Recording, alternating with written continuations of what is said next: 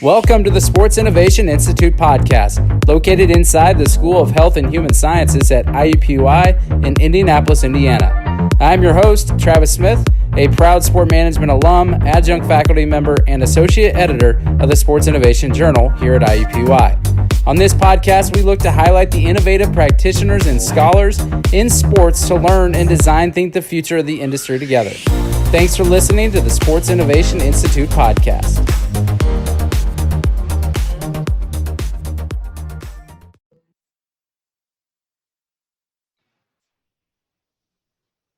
Thanks for listening to the Sports Innovation Institute podcast. I am Travis Smith, and today we are having another research feature. And this article that you can find on the Sports Innovation Journal is Student Athlete Development and Winning Success, an analysis of Directors Cup standings. I'm going to have our researchers and practitioners also introduce themselves one by one that's joined with me today. Hi, thanks for having us. I'm really excited. I'm Sarah Stokowski. I am an assistant professor in sport leadership in the Department of Educational and Organizational Leadership Development at Clemson University. My research interest, I study college athlete development, specializing in the personal development literacies, which we will be discussing more today. I am Amanda Polykoba. I am a professor at Bowling Green State University in the School of Human Movement, Sport, and Leisure Studies. And my research interests also are in the athlete development space. And specifically, I have looked a lot at academic issues such as academic clustering, as well as student athlete services and how athletes have interacted with those practitioners. And I've looked at just a variety of different current event topic and issues that come up, given that collegiate sport is an ever-changing landscape. So. And I'm Alex Auerbach. I'm the Director of Clinical and Sports Psychology Services at the University of Arizona. And I work on the applied side or practitioner side of this equation, supporting our student athletes. And Alex, I understand you just got a grant for something you're starting up. Can you talk a little bit about that? Yeah, the Pac-12 has designed some student athlete health and well-being grants, and University of Arizona was fortunate enough to win the mental health coordinating unit grant, co-investigated by myself and Dr. Daniel Taylor out of the psychology department. And we're working on putting together sort of the gold standard of pre-participation screening for intercollegiate athletics, with the hopes of being able to better identify and then hopefully prevent or intervene more effectively with our student athletes suffering with mental health conditions or experiencing sort of early onset things, which are very common in this age group. So we're excited to be working with the entire conference. It'll get rolled out over the next 3 years with the hope to better understand and then support and serve our student athletes. Wow, that's great. So, well, congratulations on the grant and good luck with that. And then Amanda and Sarah, you all have created your own journal, correct? What's that journal been like so far, and then what is it called so that we can get the audience to kind of start listening to that or reading that? Our journal is the Journal of Athlete Development and Experience. We call it JADE. And what we focus on is being very similar to, I think, the Sports Innovation Journal, that we want it to be readable for everyone, not just academics. So we do have, I guess, a pracademic, the practitioner and academic focus. We want it to be we want it to be open access so anyone can access it. They don't have to have a university library subscription.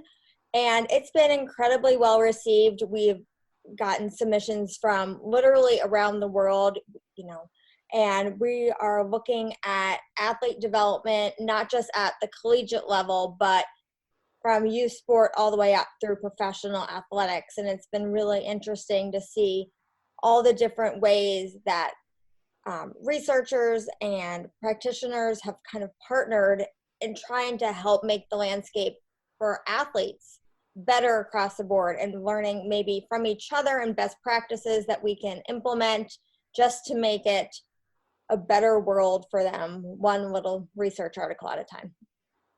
Yeah, and what strikes me about that is kind of segueing into our paper or your paper that we're going to talk about today is how this paper is really geared towards the leadership or the administration with their hiring practices and kind of strategic hiring practices. So we'll just jump into that. The paper, once again, it's linked here in the podcast notes, but it's Student Athlete Development and Winning Success, an Analysis of Directors Cup Standings. So can you use the athletic development literacy model? Can someone explain what that model is and then why you chose to kind of use that in this paper? I think it's really important to kind of provide a background to how we came to this paper and kind of looking at this. So I teach an athlete development class, and I had an athlete actually after class that came into my office. This athlete is an All-American. This athlete is an NCAA champion. And this athlete came in my office and said, Dr. S, I want a physical therapist. What can you do to help me get a physical therapist? Is there any research that you can do that I can bring to our athletic director so we can get a physical therapist in-house?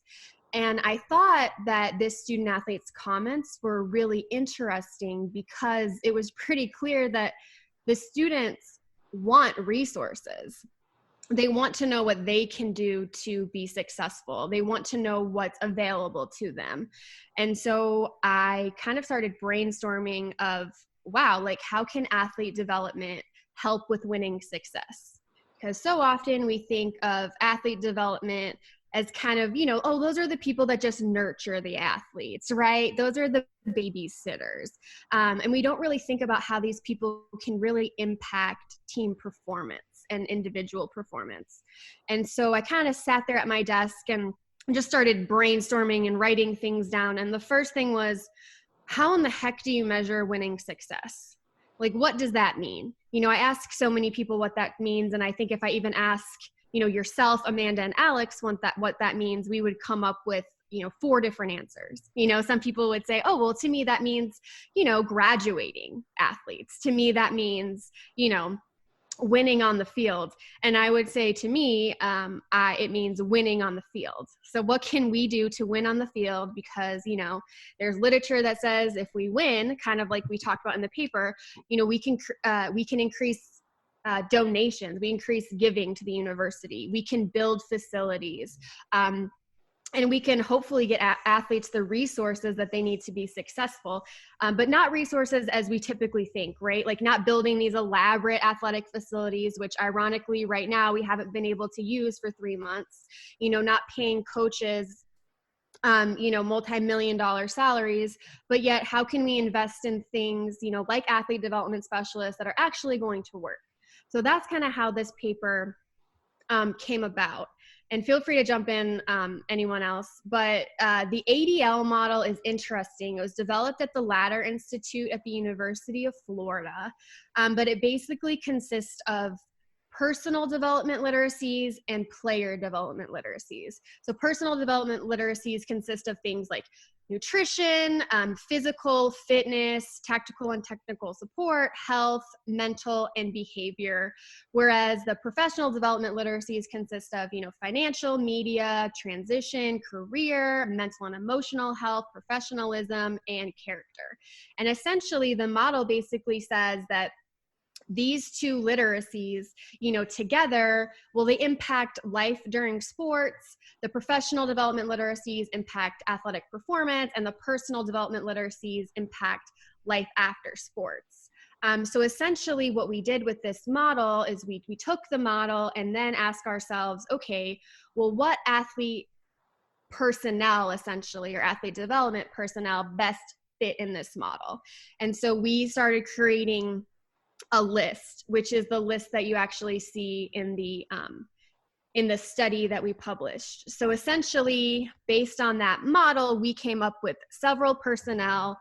So these people consisted of academic advisors, athletic trainers, team doctors or physicians, learning specialists, nutritionists, mental health professionals, and Alex can probably speak more to this later on, but we considered mental health professionals people or individuals who were not sports psychologists. So these would be what am I trying to say? These would be social workers, these would be therapists, and these would be mental performance coaches, and then we looked at physical therapists, which is the whole reason behind this study, sports psychologists, as well as strength and conditioning coaches. So that's kind of how the model ended up playing in this study.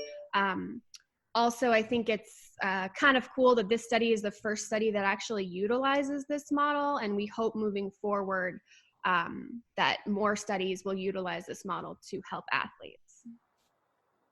I want to talk about the method. So you talked about the types of positions you were really looking for. So basically you were trying to see which institutions had these positions already on staff, correct?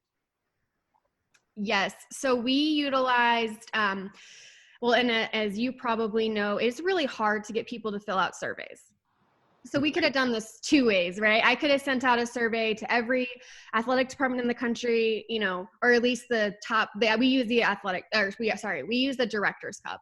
So I could have sent out, to every institution in the country that was in the top 150 in the Division I Athletic Directors Cup, a survey, and asked them, how many sports psychologists do you have? How many athletic trainers, et cetera? And I might have gotten a 14% response rate, which would probably be about 20 institutions. So we just decided to go about this using secondary data. So essentially we went through, we utilized the Directors Cup to measure winning success. In our mind, that was the best way to go about doing this, because as we wrote about in the paper, how do you compare winning success in football to winning success in track and field, to volleyball, to soccer, to swim and dive, to golf? I mean, completely different. And so we utilized the Directors Cup standings so we could kind of better understand winning success in the athletic department as a whole. And then we went to the top 150 staff directories of each athletic department, and then went through, well, how many sports psychologists do they have, how many learning specialists do they have, how many athletic trainers do they have, how many strength and conditioning coaches. And that's kind of how we went about collecting the data. And obviously there's limitations to that, as we discussed in the paper. I know, for example, University of Oregon, they outsource all or most of their mental health services. So obviously things like that weren't accounted for.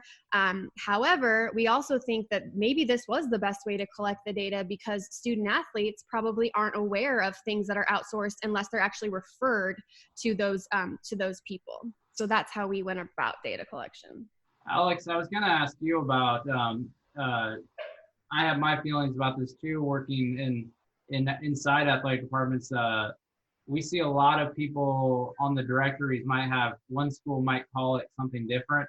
Have you kind of experienced that with you and your colleagues at other schools, that maybe it's kind of confusing on what the title is or what that area of expertise is? It seems like it's not very uniform for a lot of our positions inside athletic departments that might seem pretty common, but at another school across the country it might be something else. I mean, have you kind of experienced that from knowing people around the industry? Yeah, I think our field is interesting because psychology and psychologist are protected terms. And so to call yourself a psychologist, you really need to be a licensed psychologist in an individual state with a doctoral degree in clinical or counseling psychology. And historically, there have been, different ways that people have represented themselves that I think have led to some confusion, or at least a lack of clarity around what it is each particular specialist can do.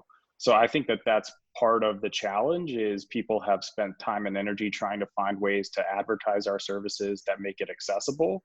And then coupled with that, you've had folks who are sort of expanding the scope of practice or naming themselves something that perhaps doesn't fully fit what their training is, that can lead to confusion or sort of boundary blurring that I think is challenging for 18 to 22-year-olds to digest. And I think it's also challenging for other staff folks within the department to digest and understand. And without us being really clear as a field about what we can do and who we serve and how we serve, I think it's really hard for other folks in the departments that we work with to really understand how to best use our services.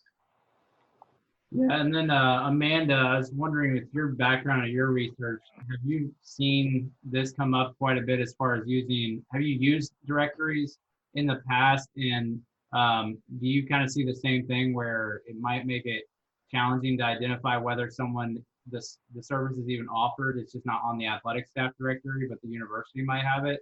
Has any of your research kind of focused on those areas? Um, in a bit, yes, but it does make it challenging to see if the university has that, because like has been said previously, they may call it something completely different. But often what we have found, or what we kind of view it as, if it's important to you and it's something that your athletes are going to be able to use and engage in, it's probably going to be in your staff directory. So if you have a nutritionist, you're going to put it in your staff directory. Even if it's a faculty member over in nutrition, you're going to put them on there, because not only are then people able to see that you have this, you could potentially use it for prospective athletes as, oh, they have a nutritionist, here's that person. And so it's definitely a recruiting tool as well. You're not going to leave off people. I mean, it's the internet. You have an infinite amount of space on your staff directory. So if you have it, if it's important, even if it's outsourced, I know like our athletic team doctor is someone outsourced, but they still list that person. And so if you value it and you want your athletes to engage with that person, you're probably going to put them on your website, because how is the athlete going to know about it? Or even perhaps the coach.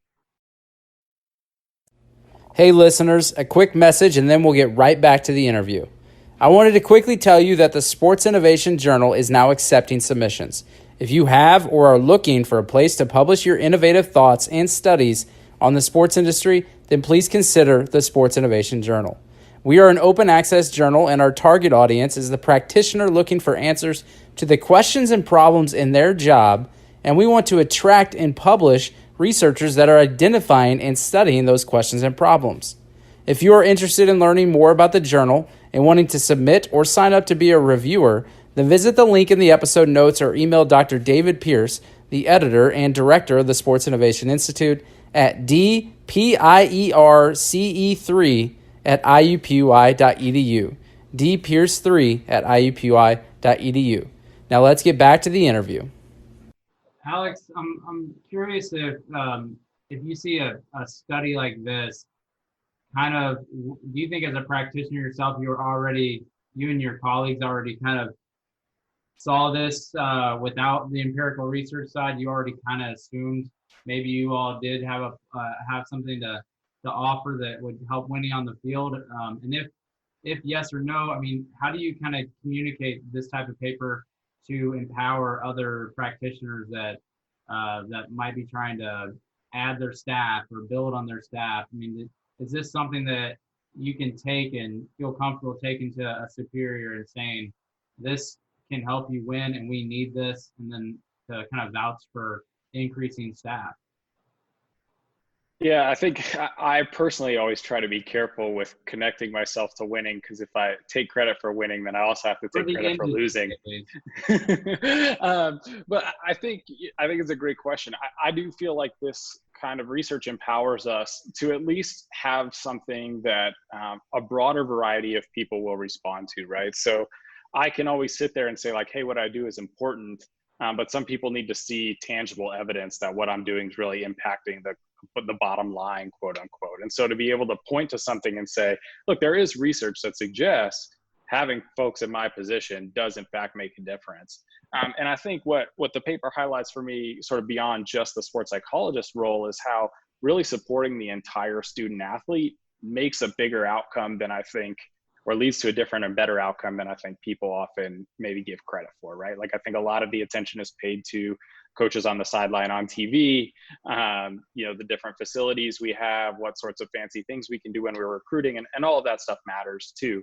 But I think what really also the shows is that if you invest in helping student athletes become better, healthier, more well-functioning people, you're going to see results in a way that maybe you didn't originally anticipate. And sports psychology is sort of having its heyday right now with all the raise in mental health awareness, which I think is great, but there's still more work to do.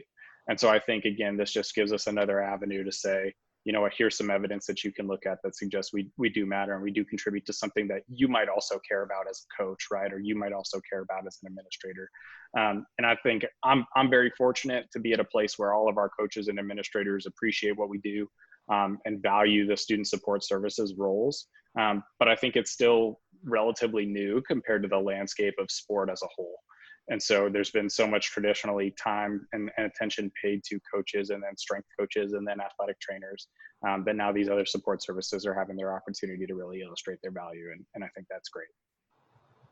You all discussed some practical implications in your paper. I'm just curious, what changes would you like to see practitioners in college athletics consider after reading your paper? Ideally, everyone would go out and hire a bunch of these positions, but kind of what is the practical and acceptable method that you would like them to, next action step that you'd like them to take out of this after they read the paper?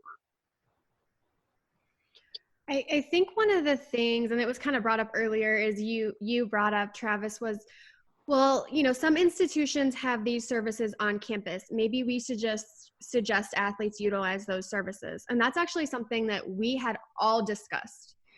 Should we add that to the paper? And ultimately, we actually decided no, because we don't want athletic departments to use that as an excuse to not invest in athlete development. So I feel like, and my colleagues, like I said, can chime in if they want, but I do think it's really important to say, yeah, these resources, some of them might be available on campus, but student athletes are a special population of students, and they need special people to work with them that understand them. And we know that, unfortunately, and the data shows this, that faculty quite often, most of the time, do not understand athletes. Primary role academic advisors, there's several studies out there that show that they do not understand the student athlete population. And it's really important that we have people in the athletic department that know how to work with this population, know how to communicate with coaches and administrators who can best serve the student athlete population. So the practical implications, we basically, I think, all want athletic departments to invest in athlete development and realize that these people are valuable and that, guess what, they can help you win. So I think one of the things that came out of this study that really surprised me, I've been at mostly Power 5 institutions throughout my career. And so like you, Travis, like I very rarely, my student athletes don't want, right? They are very fortunate, but so many do. I think one of the main things that came out of this was just the fact that so many institutions did not employ a sports psychologist or learning specialist. And to me, that was truly a travesty. How do we not have these people to help our students? I truly don't understand. Whereas the data said that only 2% of athletic departments did not employ athletic trainers. My guess would be, based on rules and regulations, those 2% that didn't employ athletic trainers obviously would outsource those services.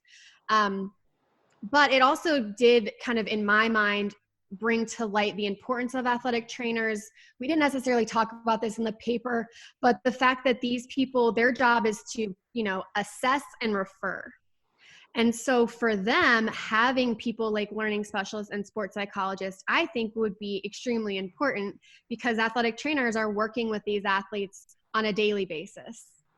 So this idea of, hey, like they're talking to me that they're, struggling emotionally. Well, let me refer you to our sports psychologist. Oh, you're having problems with this class. Let me refer you to our learning specialist. So I think the fact that these positions are crucial, they're so interconnected, and that we really need to have a greater understanding of the role that each of these positions play. But, I think we were all really excited that there was 3 of the positions that were significant, because once again, it shows that athlete development is important. That what we do, and I know you're an academic advisor, Travis, but what we do is important to the overall development of people, both like the ADL model states, personally and as players. And I think right now, the world we're living in is so different than it was 2 months ago for these athletes. And so I am not disparaging programs that are fortunate enough to have like 10, 12, 14 assistant coaches. How are those assistant coaches helping athletes right now that have completely transitioned to an online learning environment, that have never taken an online class in their life, and they are now expected to perform in a scenario that maybe doesn't really work for them or their learning style or what they have, been used to in the past? So again, hiring people or even partnering with different, members of your university community. If you're an institution like mine, like Bowling Green, we don't have Arkansas money. We don't have Indiana money. We don't have Arizona money. We have like zero money. So we have a sport performance team where they go and they talk to nutrition faculty. We have sports psychology faculty that work with athletes.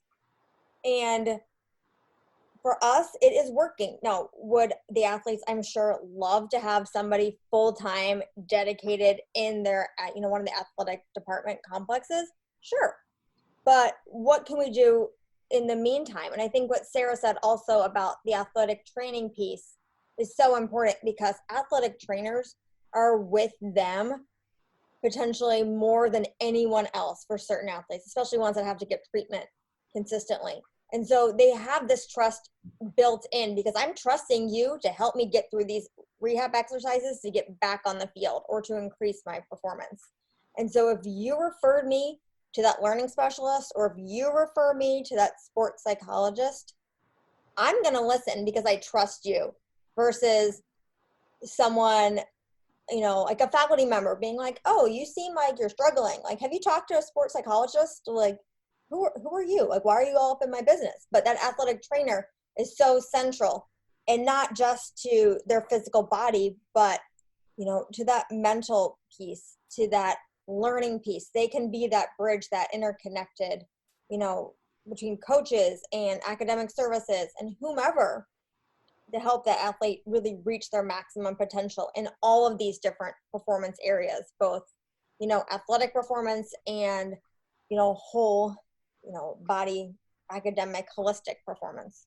I'm curious what all of your opinions are, especially you, Alex, of the Big Ten. Just came out with a conference-wide agreement with the CARE app to really help. It's perfect timing for this, but the commissioner has been really adamant that mental health is going to be a key focus for him. He's our new commissioner in the Big Ten as of this year, and he basically announced, the Big Ten announced this partnership that is for student athletes can have the app and all the information on the CARE app, but so can full-time staff members in the athletic departments of those institutions. And so I hadn't seen really anything in that area, that topic area, be a strategic partnership with athletics. I'm wondering if what your kind of opinion is on that, and do any of you, especially the researchers, do you see this as being a strategic partnership that might be more possible whenever conferences can pool their resources together? Whenever you have a Bowling Green that might not be able to afford it, but what if the conference could come together and have kind of maybe a share in part of it? Would that be suitable in your opinion? At least a step in the right direction if you don't have anything. It obviously can't replace an in-person service probably, but what was kind of each of your takes on whenever you heard that? Yeah, so for me, this is sort of a nice bridge from the last question to this one, because you ask about practical implications and this. What I think this partnership did really well was provide awareness, provide access, and advertise. And those are the things in terms of practical implications I would be thinking about for all of the support student services, really. It's how do we make people aware of what we do? How do we advertise it in an effective way? And how do we increase access? And so I think what this really does is bring to light that this is really important, that this is on administration's mind. I think this normalizes for student athletes that it's okay to be struggling, and that we want you to get help, and that we think this is important too. We're kind of transitioning out of the old school mentality, or older school mentality, if you will, of just kind of tough it out. And we're starting to think about how do we really help These student athletes, many of whom before coming to a university wouldn't even have access to someone like me at all, or wouldn't be able to have access to an app like Calm. How do we help them start to improve their mental health and their mental wellness? So I think this is a great step. I think it shows sort of how a couple of conferences now, I started with the Pac-12 and now the Big Ten, are really stepping up and emphasizing student athlete life off the field. So I think it's really positive. And I know there are some other institutions that have done partnerships at an individual level that are somewhat similar. But I think coming from the conference to see that really high level support also gives the individual institutions a little bit more flexibility to take those resources that would have maybe been dedicated to a person to teach this same skill, right? Like Wisconsin has a meditation teacher I've seen. And now you can take those resources and either support that person with additional stuff, create a meditation room. You could add additional staff. There's all sorts of creative things you can do if the conference comes in and support. And so I think that piece is really wonderful. And I'm hopeful that the other conferences follow suit. So I just want to recap and say thank you for choosing the Sports Innovation Journal to submit your paper. And we're really hopeful that the practitioners latch onto it and use it coming out of COVID-19 and realizing the big upside. I think it's incredibly smart to tie these things to winning, as much as they shouldn't have to be tied as a way to get them to read or listen. This is clearly a good way of doing it, in my opinion. Thanks for being on the Sports Innovation Institute podcast.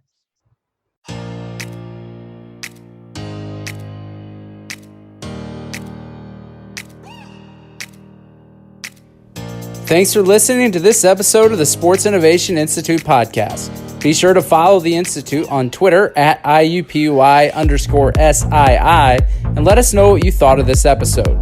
If you know of an innovative business, program, or researcher that you think we should have on the podcast, please email me, Travis Smith, at tds@iu.edu. And please consider the Sports Innovation Journal if you are looking to publish your new and creative ideas to move the sports industry forward together.